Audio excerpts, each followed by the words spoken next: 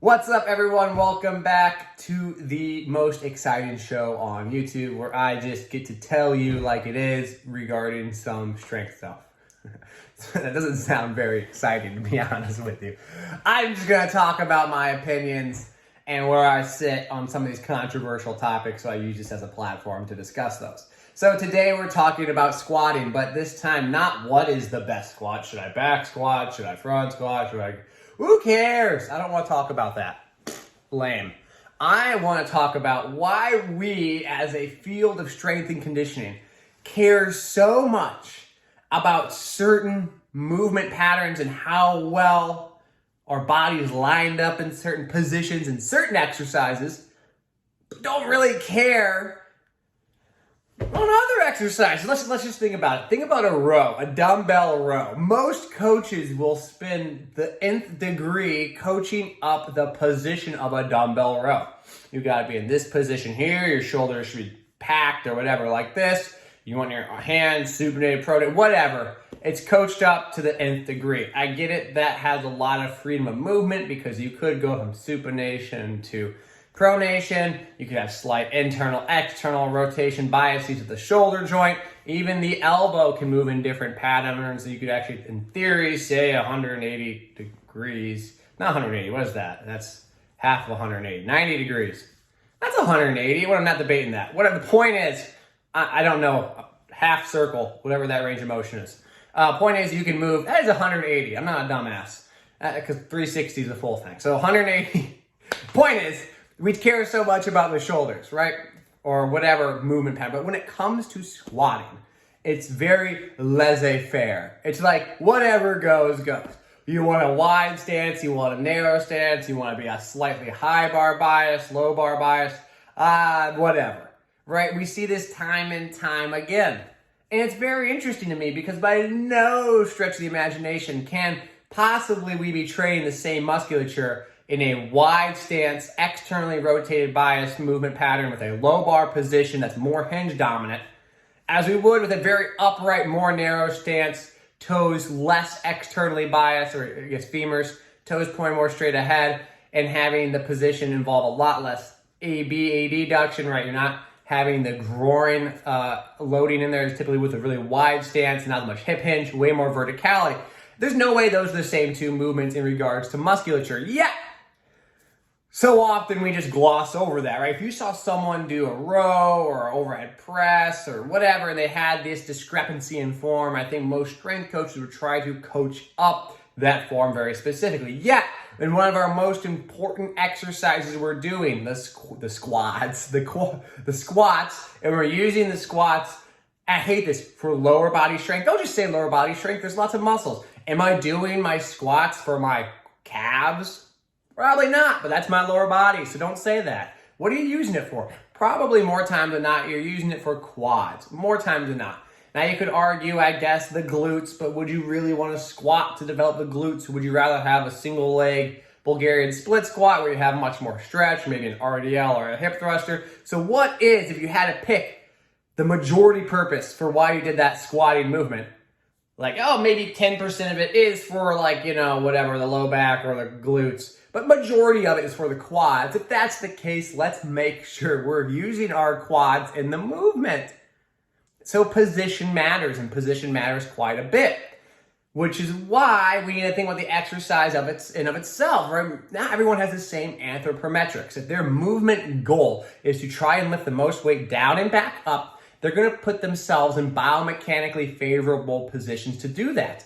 Not biomechanically favorable positions to work the right muscles you want to work as a coach.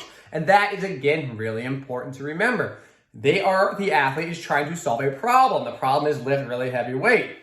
And you as the coach need to add the constraints, how they can move in order to target the right muscles so they're not just doing any old movement solution to try and lift the most weight possible. So I like, and this is where it goes eventually too, I like Hatfield hand-supported squats. Why? Why, Max? Why do we jump to that? Well, the point is, in a lot of squat movements, we are constrained by the anthropometrics of the athlete. So limb length, how tall they are, their hip, essentially even formation. Are they wider hip, narrow hip, their mobility. balance, so on and so forth. But in a hand-supported Hatfield squat, what's really cool about that is you get to adjust, you have more freedom, you're not limited by the stability where you can place your center of mass to lift the most amount of weight. But also on top of that, you can lift in these less advantageous positions with some support and hand assistance in case you're not comfortable getting in and out of those positions. So ultimately what we've done is we found a way to train the legs bilaterally like a squat, and you're still doing a squatting pattern, but you've removed some of the constraints that come with squatting. So you're not like, oh, this player's 6'10", so they're gonna have to set their base up really, whatever it might be. No, because a lot of how they squat, again, it's advantageous positions, but it's also stability. They're trying to find a way to lift a lot of weight and keep their center of mass in balance.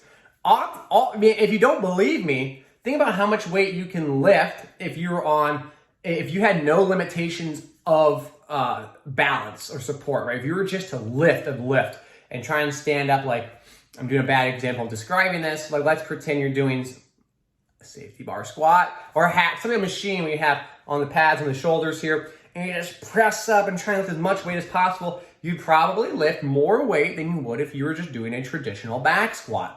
Why is that the case? Well, because you have more stability and you're able to produce more force in that position, and you're not limited by your own movement skill to stay balanced, right? Because you're pressing into an external object that, regardless of how you press into it, essentially you have more variability in how you can move it. We're not going to dive into that, but that's essentially kind of how a machine essentially works. Like no matter how you kind of press it, it's going to follow its axis of rotation and it's going to go up.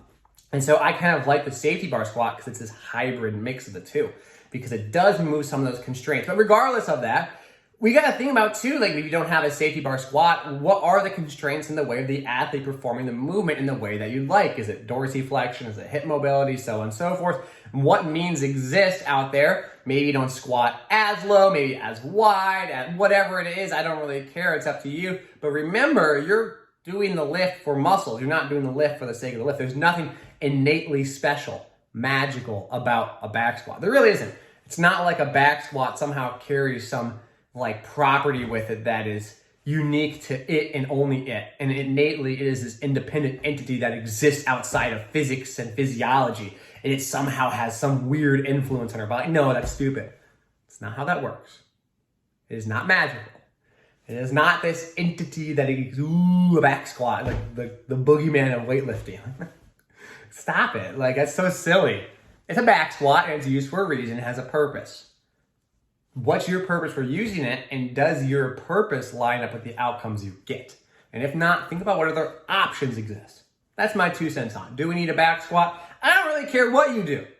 Whatever. I mean, there's not magical about a back squat. Should you use and train the squatting pattern? Sure, very important. Build leg muscles, leg extensor muscles, hip extensor muscles, right on. Does it have to be a back squat? It doesn't have to be anything. So that's my 2 cents. Wanted to share with you this morning. Thanks for listening.